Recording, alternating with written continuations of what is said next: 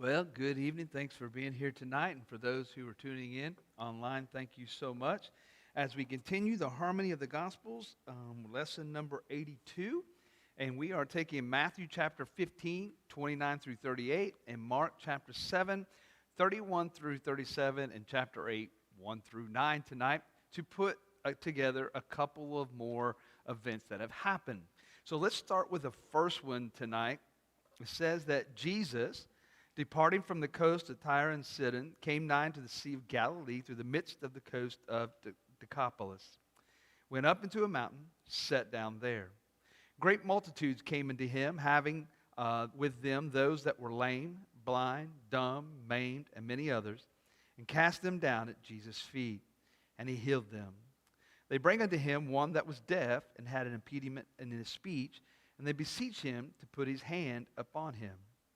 And he took him aside from the multitude, put his fingers into his ears, and he spit and touched his tongue. And looking up to heaven, he sighed and said unto him, Ephata, that is, be open. And straightway his ears were opened, and the string of his tongue were loosened, and he spake plain, and were beyond measure astonished, saying, He hath done all things well. He maketh both the deaf to hear and the dumb to speak. The multitude wondered when they saw dumb to speak, the maimed to be whole, the lame to walk, and the blind to see, and they glorified the God of Israel. He charged them that they should not tell no man, but the more he charged them, the more they published it. We want to go back and remember Jesus had left one area. He has actually gone into Tyre and Sidon. This was a more, what we'd call the Greek or the more Gentile area, very little Jews. But he went there, we thought, to get rest. And while he's resting there, you remember that a woman heard him come into town, and she comes to Jesus, and she says, hey, I would like you to heal my daughter. And he's the one who said, hey, I've come for one specific thing, and that is to go to the house of Israel. And she said, he said that not to give bread unto the dog. And she replied that at least the dog can find the crumbs from the master's table. And because she experienced what he said and took it and replied to him, it showed that she had faith. And so he told her to go on home and that her daughter would be healed. Well, Jesus has left that area. And if Eric would have brought his maps, you would have saw that he would have had to travel a distance away to get to where he was to come to the Sea of Galilee. And so that's what we want to look at tonight. So we're going to look at the departure and arrival. So Jesus leaves the area full of Gentiles to head to Decapolis, a place where there was some Jewish colonies. There are some Jewish people in this area. It is a mixture, but it does have the Jewish people there. Decapolis seems to have a history of meaning 10 towns, okay? But there's a discrepancy on which or what these might be named. So if you have a hub called Decapolis, this whole area, it's a fairly good-sized area. But in this area are 10 main towns, but there is, some say it's these and some say it's these. And so I'm just letting you know that that's known as 10 towns. Throughout history, when people talk about Decapolis, it always brings back, it means 10 towns. Just not sure what those all were.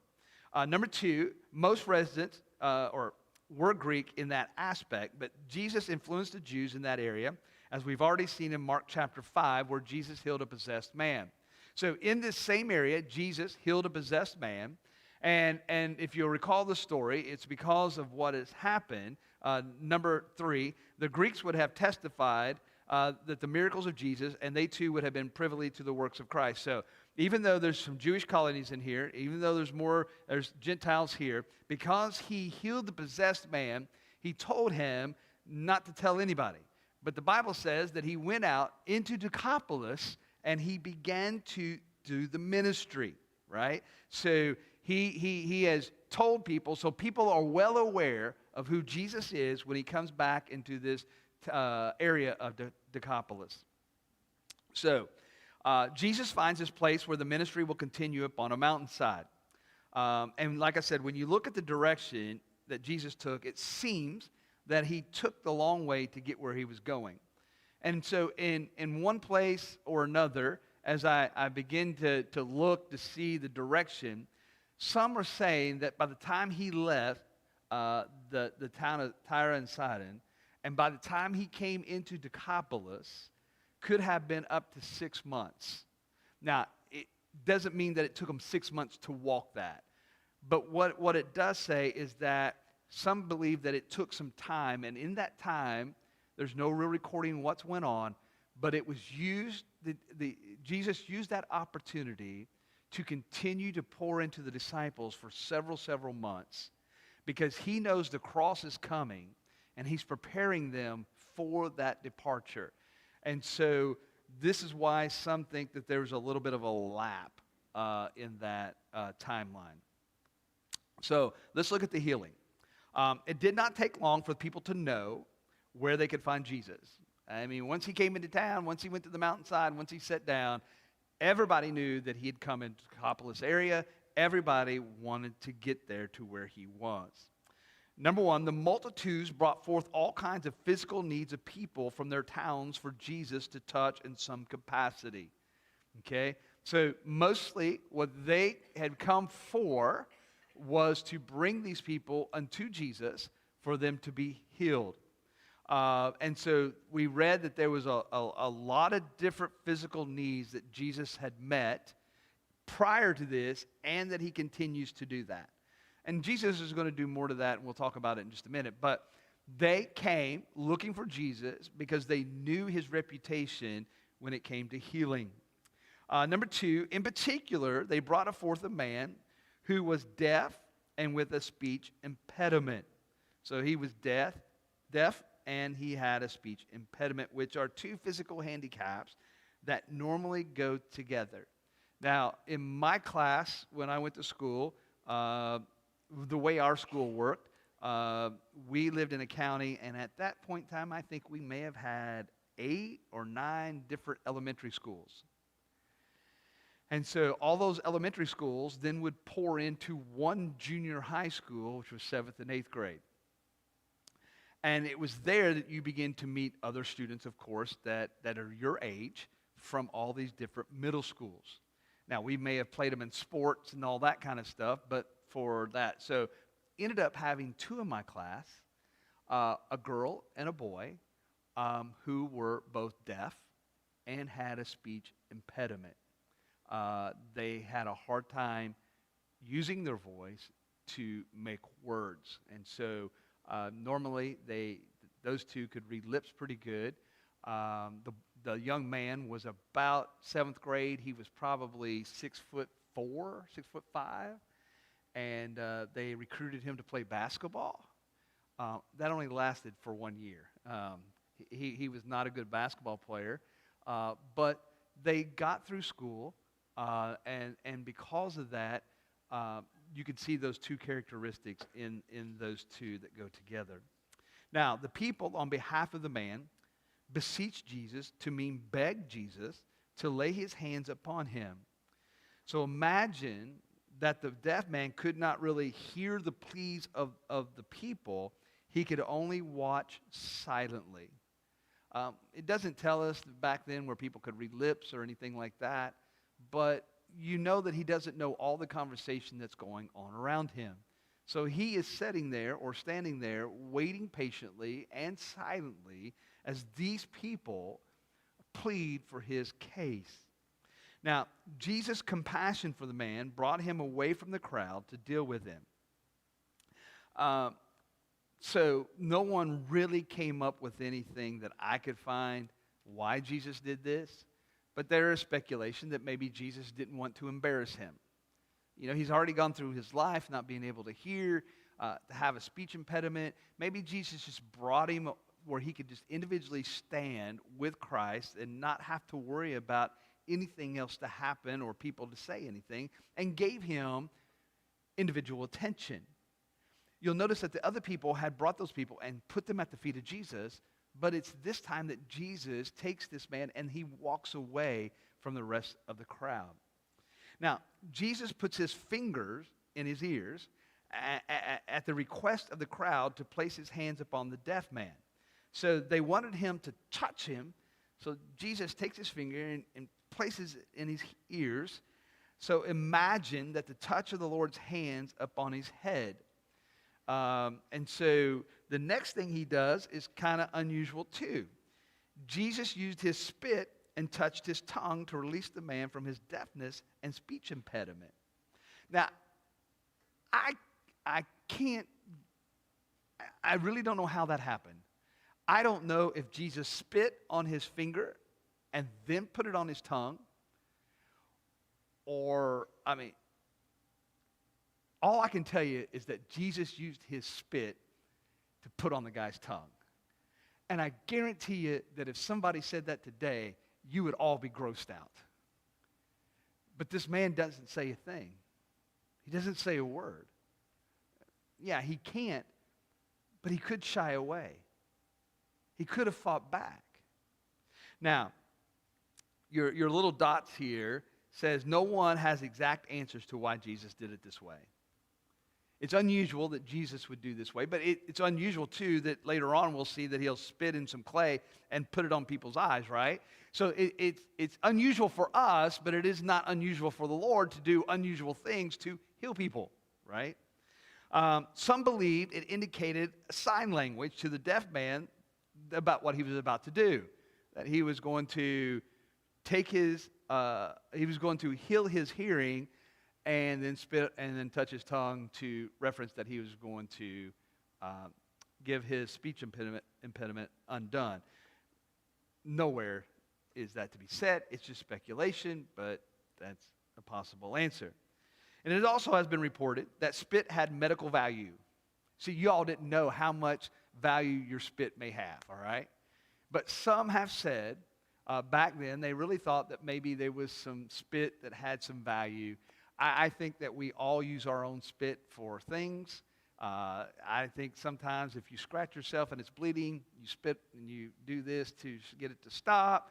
We use our spit, on different aspects of life. But who knew that spit could really be entertaining for the medical value? So the next time I'm preaching and I get close to you and I spit, don't get grossed out. Just remember it has medical value, all right? You may be healed from something. I have no idea. I doubt it, but you never know. The next one. Following these actions, Jesus looked up to heaven with variations in meaning, okay? So he sighs. The Bible said that he sighs, and it means that it could be an expression of compassion for the man's suffering and a reflection for the world's brokenness caused by sin. That Jesus is just thinking about the man's suffering, what he's going through, and it's because of sin that has brought all of these things together.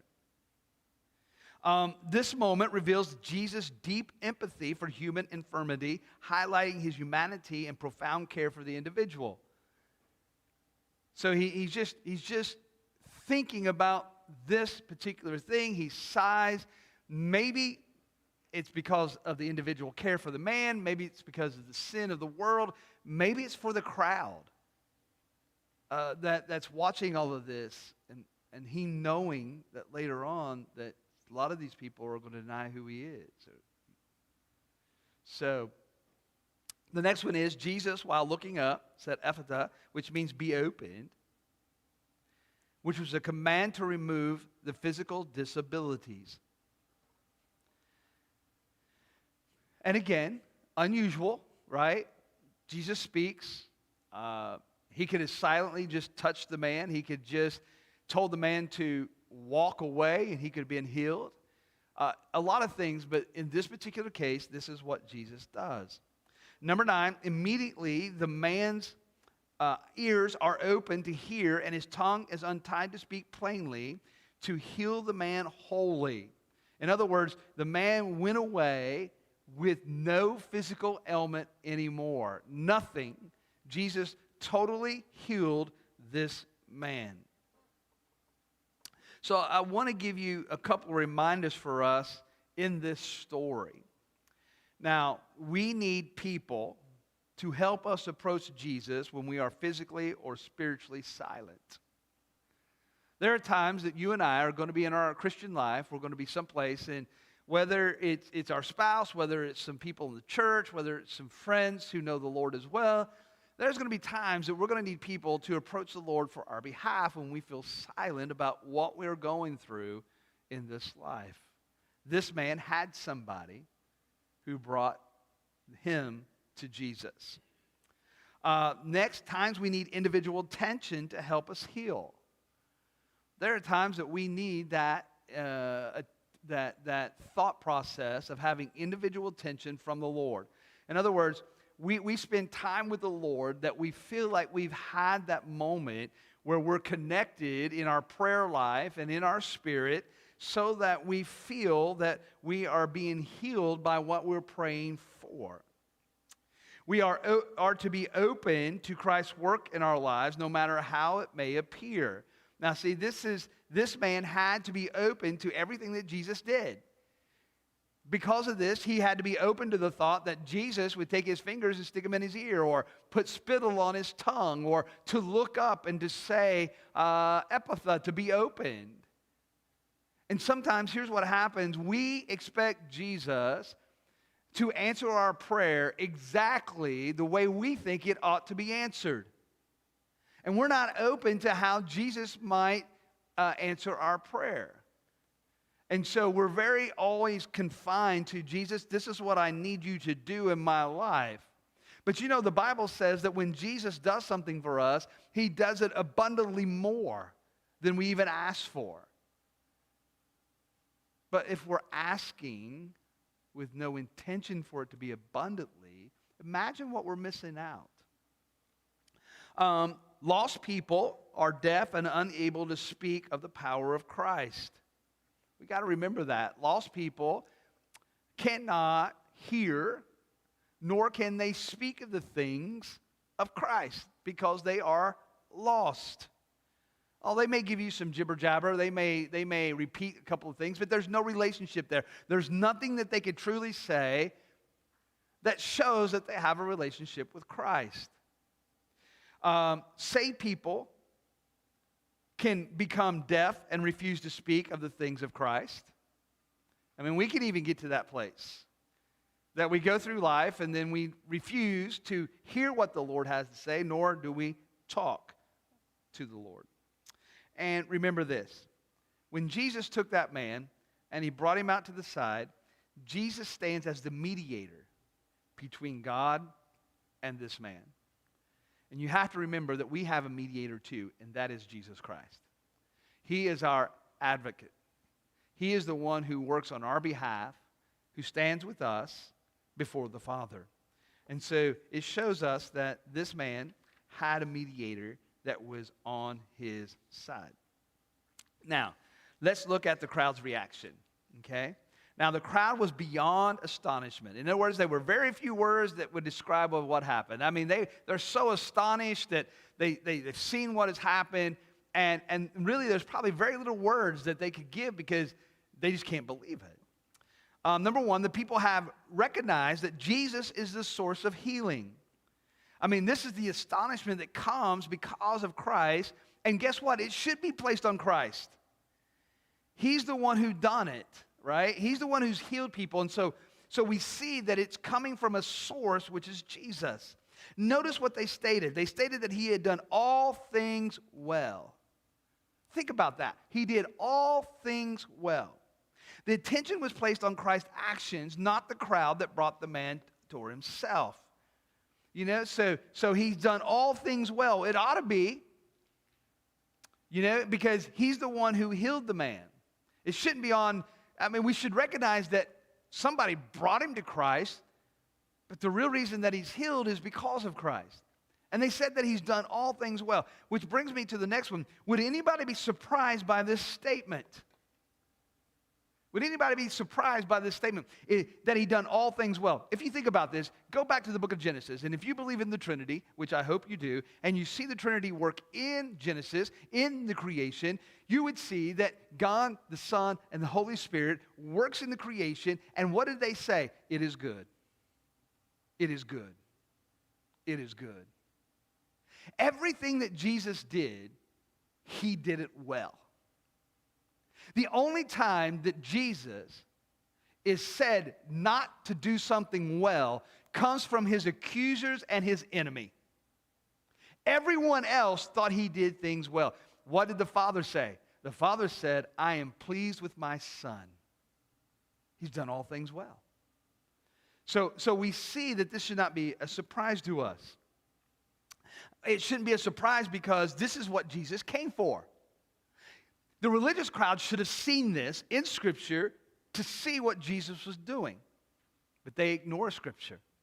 If they would have read Isaiah 35, verses 5 and 6, it would have said, the eyes of the blind shall be opened, the ears of the deaf shall be unstopped.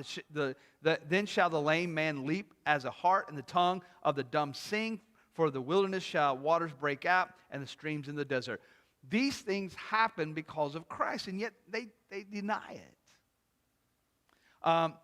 Number 4, even today, some believers question all that the Lord does.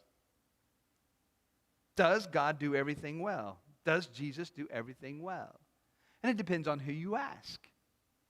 If you ask somebody who's a believer who believes in a sovereign God and everything is not always perfect in their life, they're going to tell you that all things are well, that God does things well, Christ does things well, the Trinity does everything well. But if you find a believer who is not getting their way, who feels like God's not answering their prayers, you know what they're going to say? God is not good, Jesus is not good, and the Holy Spirit's not good. None of them are doing well things in my life. There was a guy that I saw on social media, and I can't give you the whole everything that he said, but here's basically what he said. He said, I have been a believer for, I think he said 35 or 50 years. Anyway, it's been a long time. I've been a believer. I have gone to church. I've been faithful to church. I've been faithful to pray. I've been faithful to read. And God has never answered one of my prayers. And then he began to list everything in his life that he felt that God did not do well.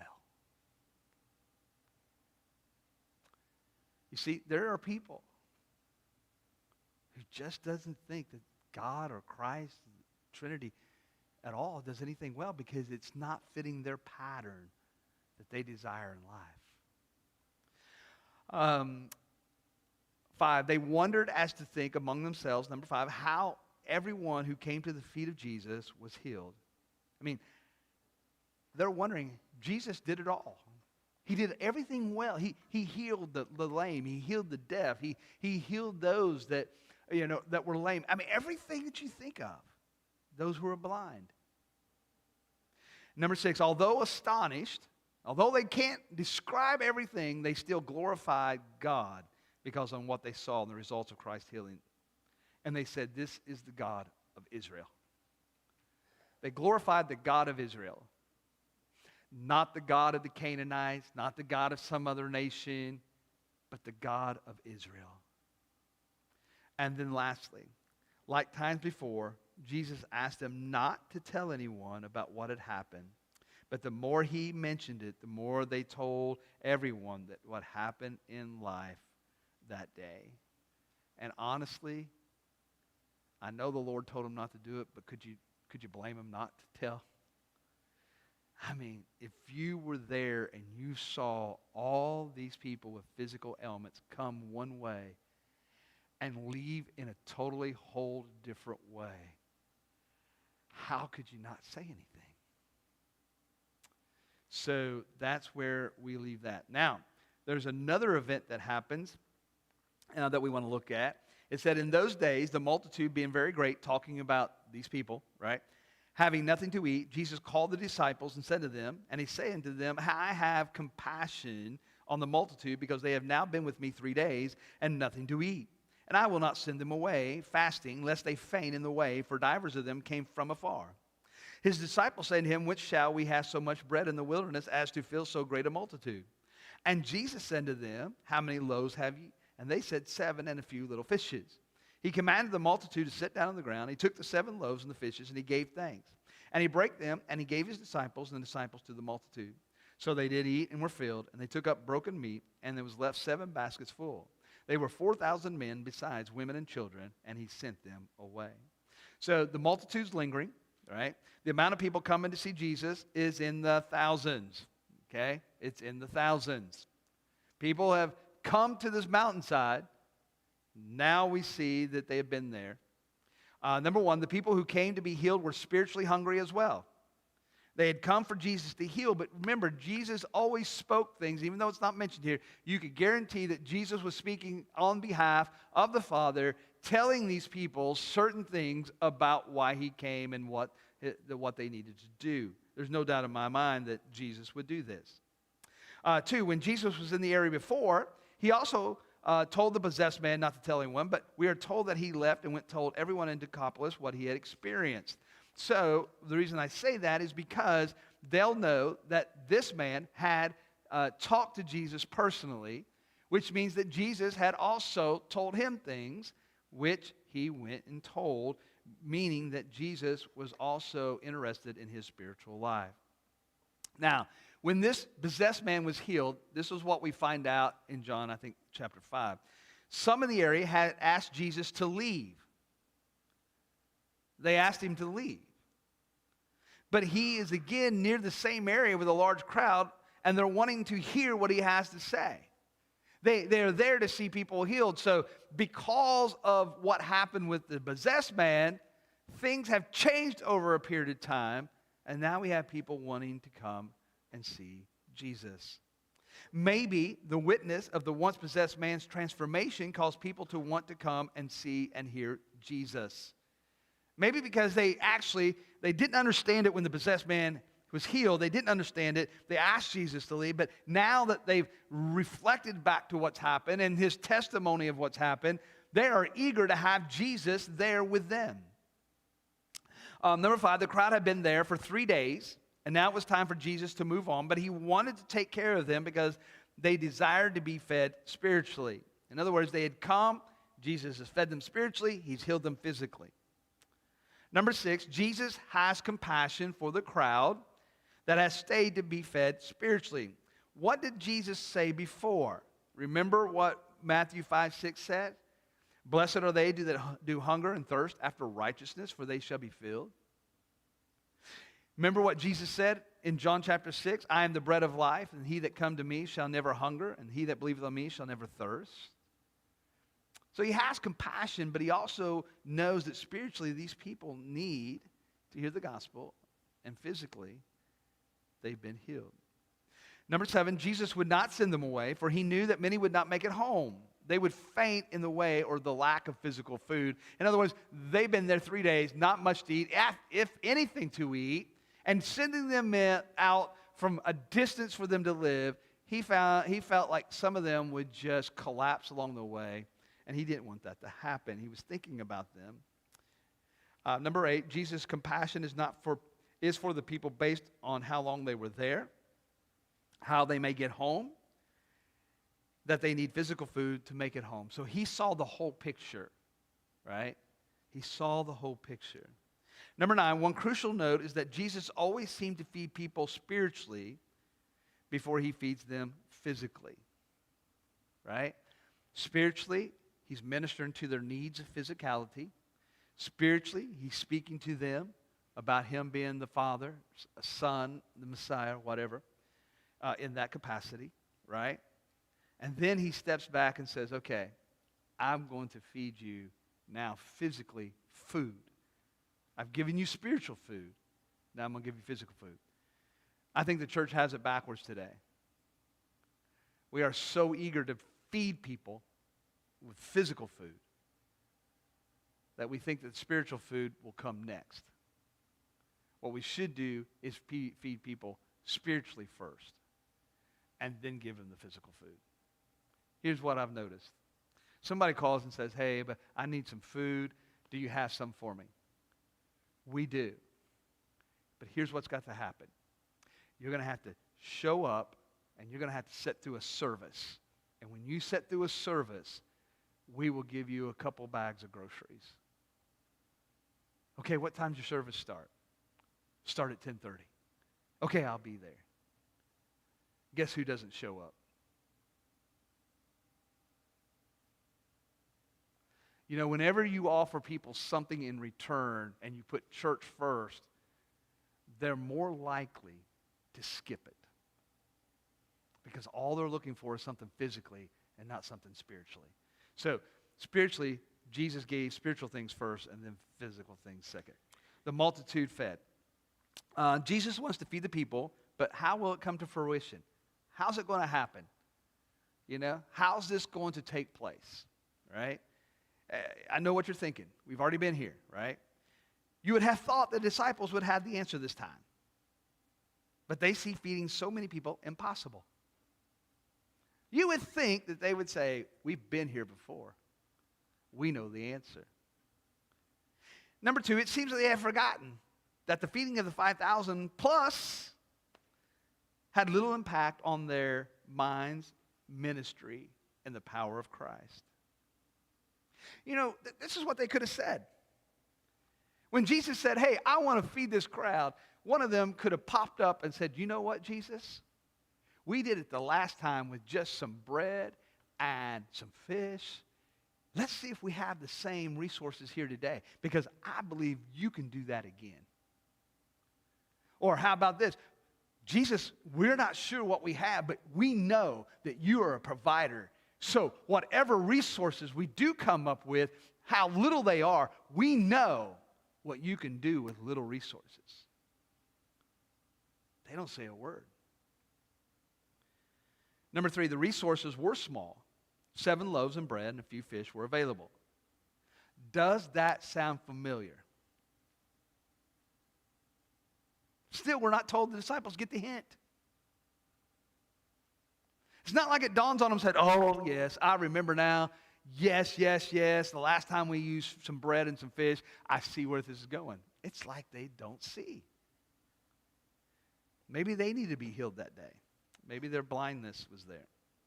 Jesus asked them to sit down on the ground. Does that sound familiar? I mean, he told them the last time to sit in companies of 50 and 100, and that's what they did. The next one, he took the bread and the fish, and he blessed them. Does that sound familiar? Well, so far, the disciples still haven't said anything. Next, he gave it to the disciples, who then passed it to the people. Does that sound familiar? You would think that one of the disciples would have said something like, oh, yes, I remember we've done this before. But nothing.